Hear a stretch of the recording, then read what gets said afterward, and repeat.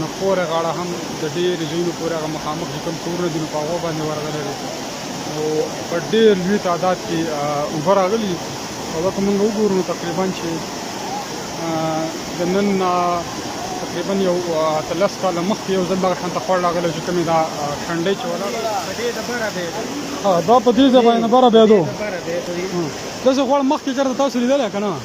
نه زما د یاد خو ما داسې نه دی لیدلی ځکه مخکې دا خوړ کولا وو اوبه به راتلې کې ډېرې به راتلې خو داسې به نه وو لکه دې ځل خو په دې د بره باندې بیا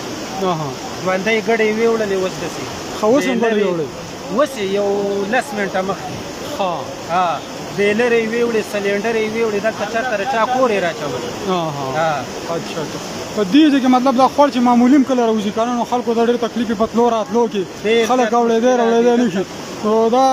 د سنیټر هدایت الله صاحب اخرنۍ منصوبه پاتې شوه ته څه چېرې دا مکمل چې دلته راپول وشي نو څنګه به وي نو پل خو چې وشي ډېره ضروري ده ځکه چې دې خلکو ته د تلو راتلو ډېر مشکل دی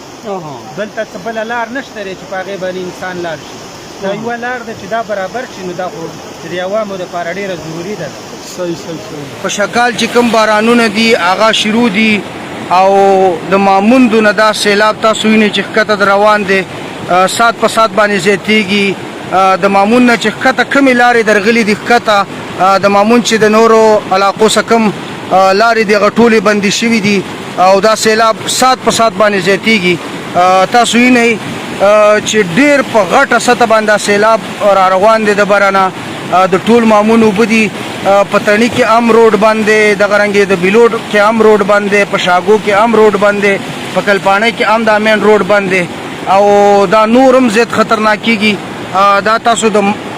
تڼي چې کوم ماربل انډسټریز دي دا یې نه د دې دیوالونه ټچ کړلو او دا ټول علاقه د اوبو نه ډکه شوې ده پکار ده چې حکومت په وخت ګامونه واخلي او خدا نخواسته څه نقصانات ونه کړي خو دا اوبه سات په سات باندې زیاتېږي تاسو د دې د طغیاني نه دا غاړې چې مخکې کمې وچې وې اوس اوبه دلته راورسېدلې او هغه شان لا باران شروع دی د سهار د مانځه راسې دا باران دوامداره دی اوبو کې چې کوم شدت دی هغه نور هم زیات را روان دی موږ دا وخت تاسو ته د ماموندو